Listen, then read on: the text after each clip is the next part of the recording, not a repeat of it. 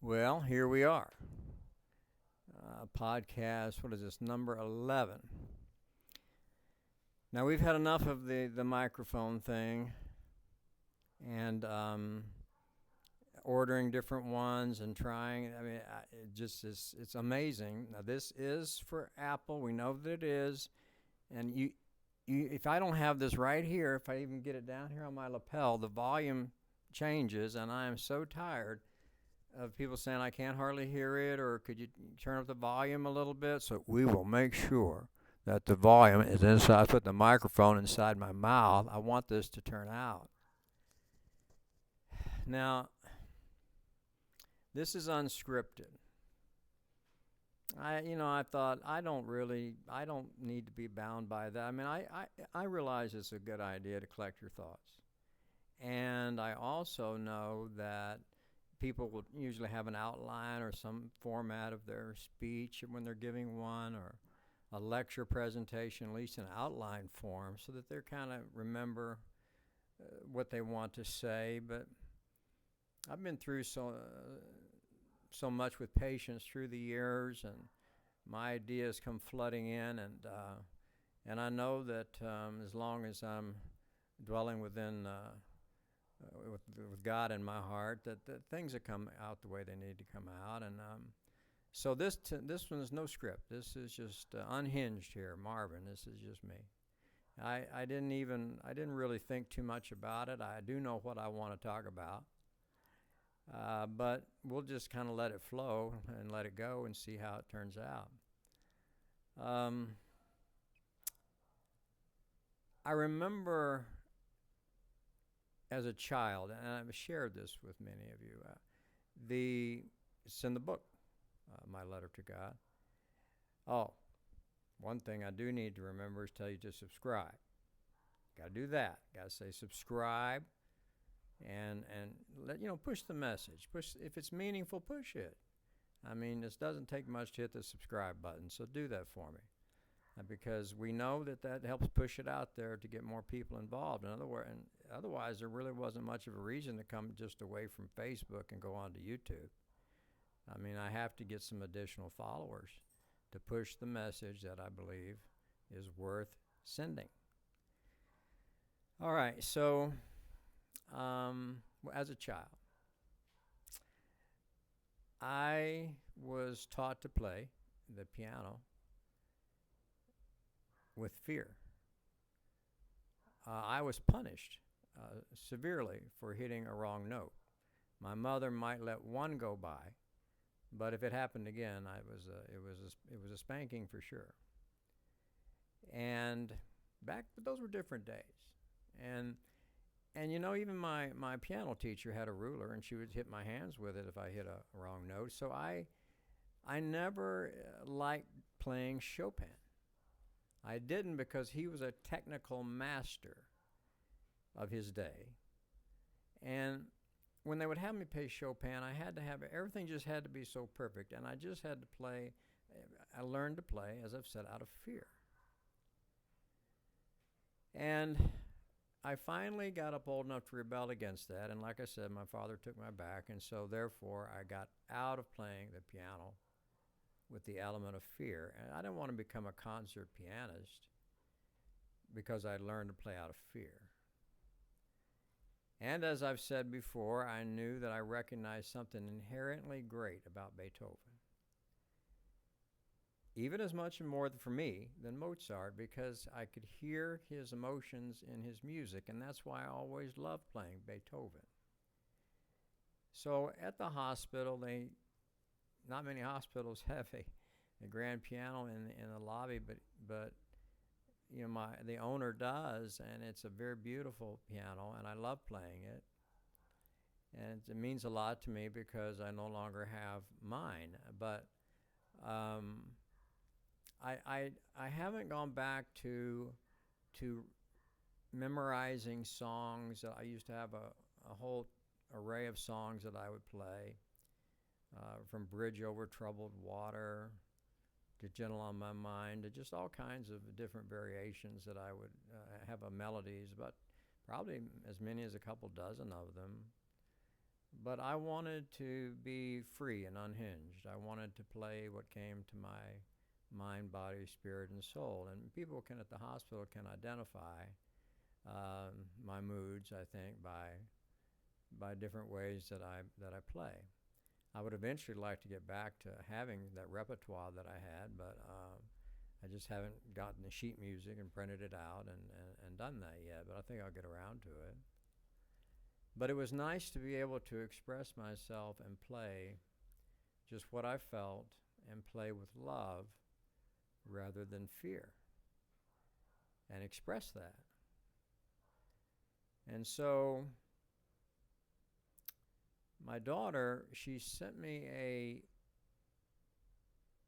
a sermon that was given by a pastor today in Texas, and it was about love, and it also was about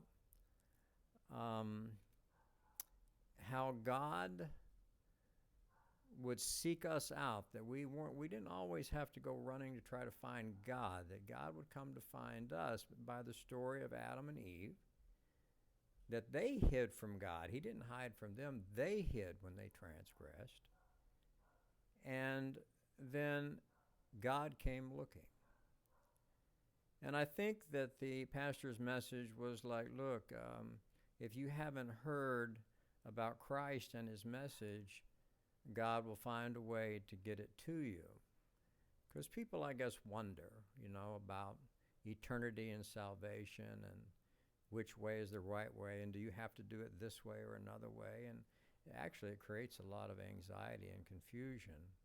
But our God's a big God, and I leave that with him because I know that he can handle it. I have my beliefs. And so I'm not ashamed to say that even though I've studied other religions, that I maintain my Christian values. I believe in a God and the Son of God and the Holy Spirit. But I don't bind that, nor can I press that upon another. They have different beliefs, different religious persuasions. But I do know, as I wrote in Letter to God, that if love connects the dots and crosses the T's, that we can bridge that gap because every one of us should at least have the commonality of love. And if we have that, then that's a bridge that will cross over troubled waters. And God will find us through love, and we will find God through love. And so the hereafter, I believe, is a place for many of us to come together. And the particulars, God will work those out. We will lean not on our own understanding, but we will leave it with God and rest with that. So I found the pastor's message very inspiring. He was, he really delivered it in a very, very inspirational way, but yet a very practical way. And he had a sense of humor too. And he talked about love, and he said, I love each and every one of you in my congregation. But then speaking about his wife, he said, but I love Debbie. I love each and every one of you, but I love Debbie. And it was humorous, and it was good to me. He was differentiating the different types of love, and he even went on with his sense of humor to say, and some of you out there, you better be glad that I don't love you like I love Debbie. And so I thought, well, who's going to be offended? It's amazing. You can offend some people just by walking in the room. But some people just take offense to everything. And sometimes things just become controversial when you don't even want them to be, and you don't even see why it is. And we do know that controversy does sell, though. But this man was being earnest and sincere and just simply trying to have a sense of humor. I remember how I loved Tammy. And I remember how Tammy loved me and how I love my children, you know. And then how I have love for different people, for patients or friends. But love can mean so many different things. One word, it covers a whole bunch. It's a matter of expression. And what's really humorous is comedians, you know, because you know what the joke is they're really telling you exactly what they believe and just how they feel. And they go back behind, and they get paid for it, and go back behind stage, and you know, and say, can you believe that? I mean, I was able to disguise it in comedy. Therefore, they didn't take offense because it was all supposed to be just a joke. But actually, I was telling the truth of exactly the way I feel. And you can't imagine just how many stand-up comics actually do that. But you can't get away with it. But only in stand-up comedy. You otherwise, it's a great offense. Everything you say, every word that comes out of your mouth. And you know why? Because people are so prone to judge. Even though if we love, the good book, Bible, says, judge not, lest you be judged. But we do it all the time. We do it all the time. Judge. People are just so quick to judge. I've said many times to many patients, I'd rather be judged by God than by men. I have a much better chance for a much improved outcome.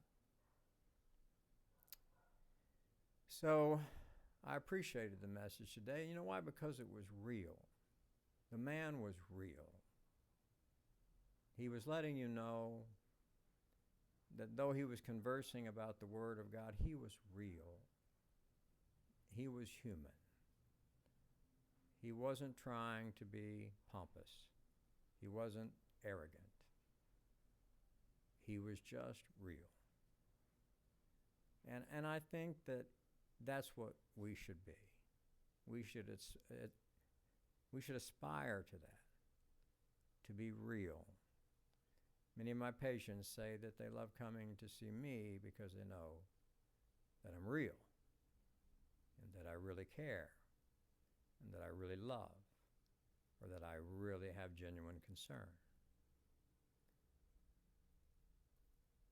Well, we know that we've had a difficult year. And now we know that November 3rd is just around the corner. This is going to be hard on a lot of people. Probably just even casting their vote because of the great divide. This great, enormous divide. And it's almost as if it's the division between love and hate. And it's not about, look, if your party that you belong to wins or doesn't win, okay? Or if you're like me, one of these struggling independents who only voted once in his lifetime and have only registered to vote this time because somebody convinced me that it was shameful not to, and I shouldn't be apathetic. But I've always thought, you know, if you could just take half of the Democratic platform and half of the Republican platform and stack them on top of each other, you'd have a pretty darn good platform. But no, people cannot rest in moderation. It's always the extremes pushing the agendas. And it's so sad that the media only wants to show us the extremes. Because the truth is most people sit right smack in the middle with a lot of moderation, but they just don't want to talk about it. They don't want to say too much because they're just so tired of all the extremes. And maybe some of it's because of fear. They know how radical these people are, and they don't want to have their wrath come down on them. But when you go to the booth, or if you're mailing it in, or if you've done it ahead of time or whatever, I hope that you've just voted your conscience. You know, some people will vote because that vote, they say, best represents them and what they need. Well, I can see that, but also there's a degree of selfishness in that as well. So I lean on these words from John Fitzgerald Kennedy about ask not what your country can do for you, but what you can do for your country. So let's vote for our country. We've had so many lies told to us. I, for one, just really am unable to decipher between the truth and a lie with these politicians and the media and what they push. It's like, wait a minute. I'm begging you. Would somebody just tell me the truth? Could I just hear the truth so I can make an educated decision? But they just wear us out with lies. Wear us out with lies. Yet we vote for people. I'm not even sure we know sometimes what we're actually voting for. How would we know? So let's take it back to the beginning, where it really matters. I, for one, would vote for term limits. Because, yes, there's certain parts of capitalism that's good, and competition, and everybody racing to the finish line. It's good to have competition. You always fought better, wrestled better. In my case, when I was brought up a level or two, because my competitor was good, great. So I was going to have to rise up. It wasn't going to be easy. So I had to give my best. So a certain amount of that is good, but yet it becomes very corrupted with greed. And people that can never get enough. Industries that can never get enough. While some people struggle just to get by. So when we go back to the beginning, let's go back to God. Because the Bible opens up with a verse that teaches us right away that we shouldn't lean on our own understanding, because in the beginning there was God. Really? Well, where did he come from? How did he get there? So, you just have to be like, wait a minute, I guess I just have to accept in the beginning there was God. Now, there are people out there that say, well, you're a fool, Marvin, you're just an idiot. Because I'm agnostic and I do not believe in anything. And you shouldn't believe in a pile of just junk like that.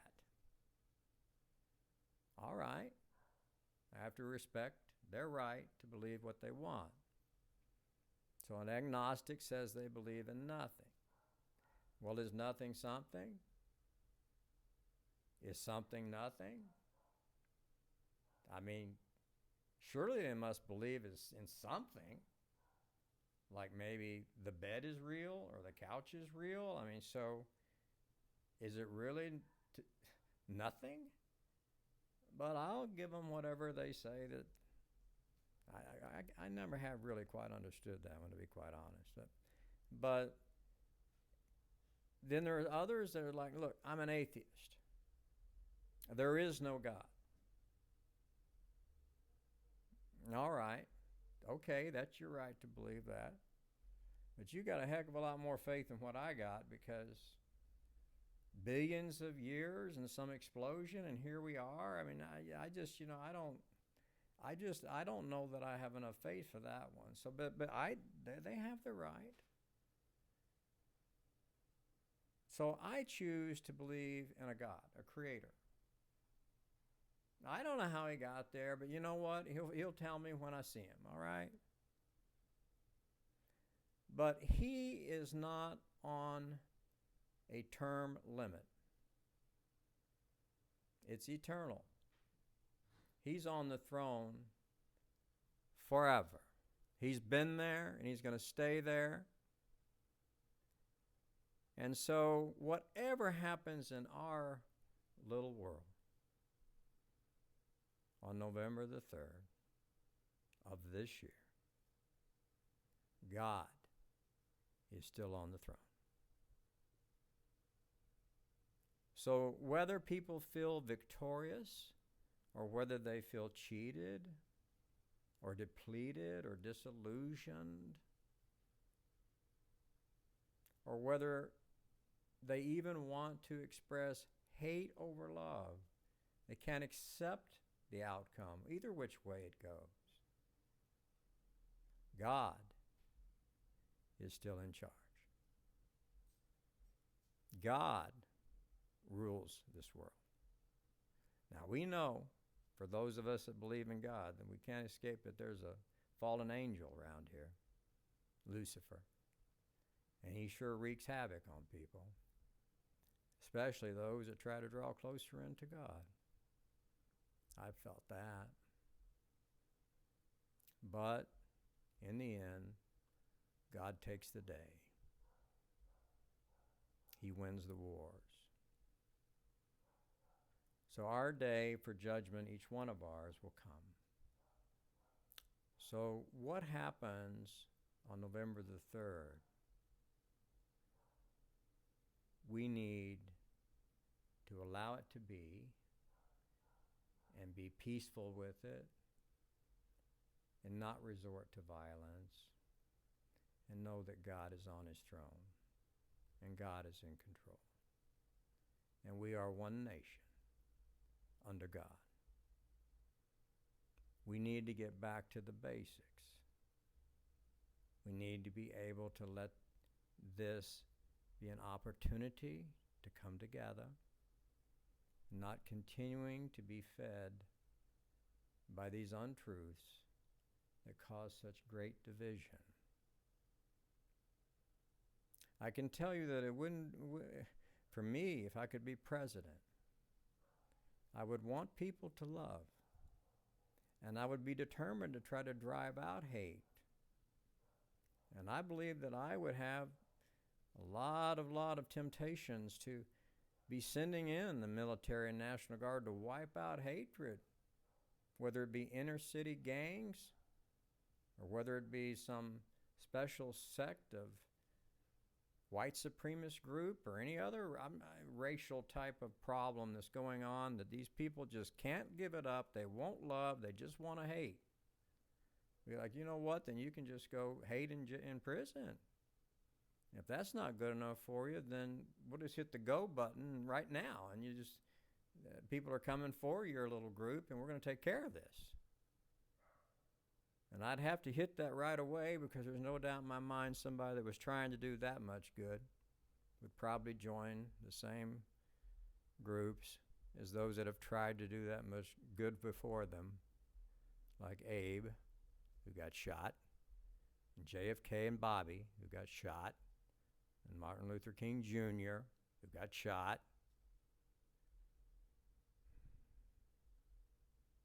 and killed. I would ask that come November the 4th, or whatever the day is, if this is a lengthened out due to some ridiculous, absurd process where we don't really know who's won the office for a few days, whenever it comes, that we will give it to God. We will give this president to God and this vice president to God and the Congress and the Senate to God. Oh my, how I wish that those people that have been there for 20 years and 30 years and have somehow become so contaminated of people that have bought them, and they've lost and they've disconnected with the very people that put them in the first place. It's just, I mean, they've just been purchased by money. With arrogance, they've let blood be spilled while they could cheat and lie.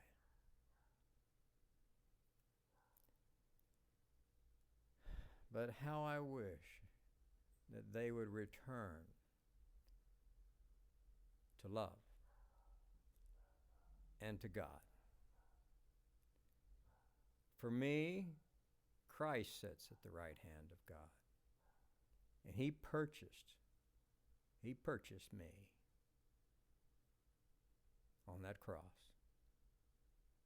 That's for me. He died for me. For those of you that don't believe that, then let love carry you over that bridge of troubled water. Let us all just at least do that. After all, that was the greatest commandment He left us with, was to love one another. That no one had greater love that would lay down their life for a friend.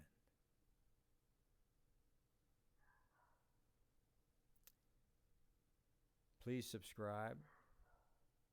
Please do that.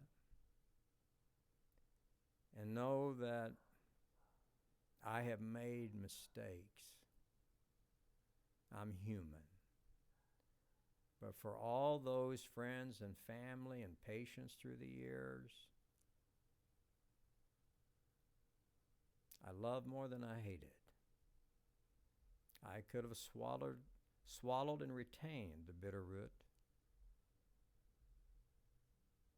I had more than enough excuse and enough tragedy and loss just to be a bitter, angry old man. But I refuse, and I choose to love.